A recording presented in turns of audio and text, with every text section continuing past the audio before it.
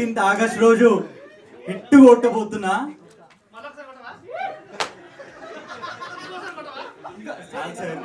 మరి మళ్ళా బాణాలకి వైరల్ అయిపోతుంది. మర్చిపోరా, తొడగొట్టి చెప్తున్నా, 15th ఆగస్ట్ రోజు హిట్ కొట్టబోతున్నాను. సో 7th క్లాస్ నుంచి నేను స్కూల్లో డ్రామాస్ చేసేవాడిని అండి. మా ఫ్రెండ్స్, మా టీచర్స్ కూడా నన్ను ఎంకరేజ్ చేసేవాళ్ళు.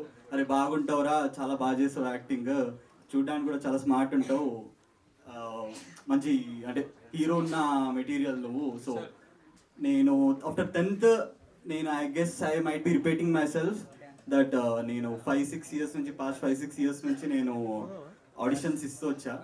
సో ఇది like starting of my stage. కృష్ణానగర్లో ఆడిషన్స్ జరుగుతున్నాయి ఫర్ ద మెయిన్ లీడ్. వాళ్ళు కాస్టింగ్ కాల్ అయితే 9:30 అని చెప్పారు టైం. బట్ నేను అంటే నా ప్లాన్ ఏంటంటే నేను 8:30కి వెళ్ళిపోతా, అందరికంటే ముందు వెళ్ళి ఆడిషన్ ఇచ్చి సెలెక్ట్ అయిపోదామని నా ప్లాన్. ఫుల్ కాన్ఫిడెన్స్తో వెళ్ళా. అక్కడ వెళ్ళేసరికి నాలాంటి కాన్ఫిడెన్స్ ఉన్న వాళ్ళు ఒక 100 మంది ఉన్నారు. సరే ఇంకా ఆడిషన్ డీటెయిల్స్ ఇచ్చి వెళ్ళి ఆ లైన్లో చేరాను.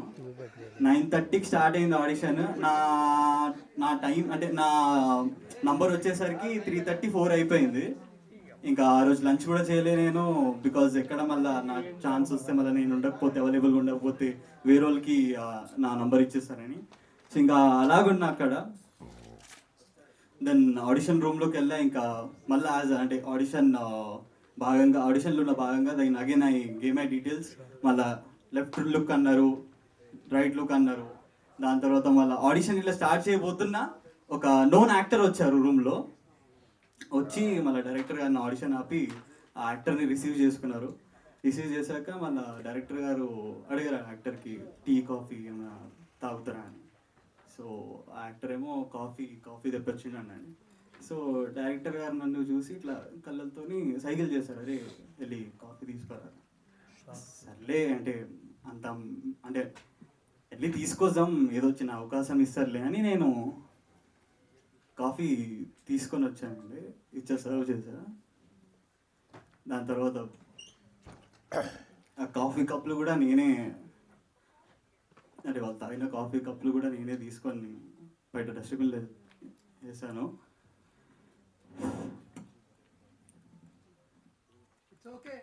అంటే ఆ అవకాశం కూడా నాకు రాలే అన్న.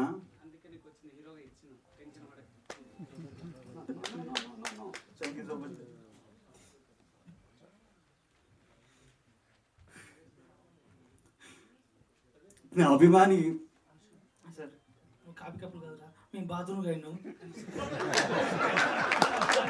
హీరో డైరెక్టరు ఇట్లా పోతాడు.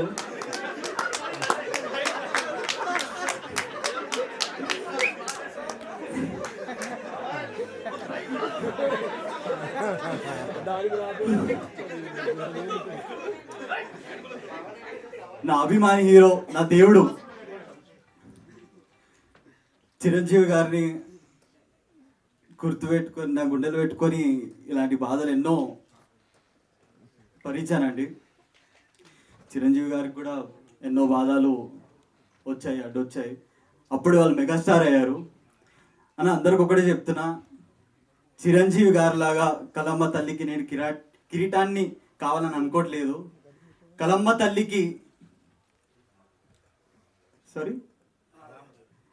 తల్లికి నేను వాళ్ళ పాదాల దగ్గర ఒక చిన్న పుష్పాన్ని అయినా చాలన్నా. That's it. Say and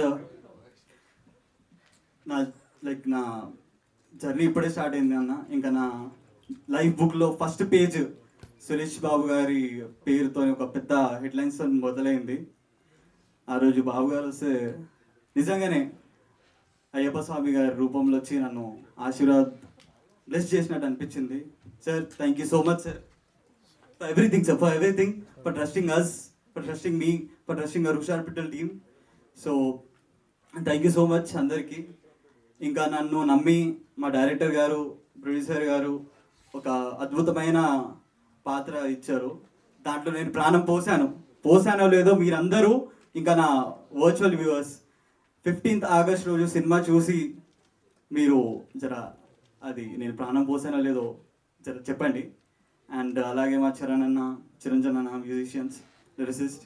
and I would like to mention few singers name, Mangli garu, ఇంకా Vaikuntha Vijayalakshmi garu. Thank you so much for that. ఇంకా DOP Sayanna. And thank you so much అన్న ఫర్ అలాంటి అద్భుతమైన పిక్చరైజేషన్ కోసం. And that's it. Thank you guys. Thank you.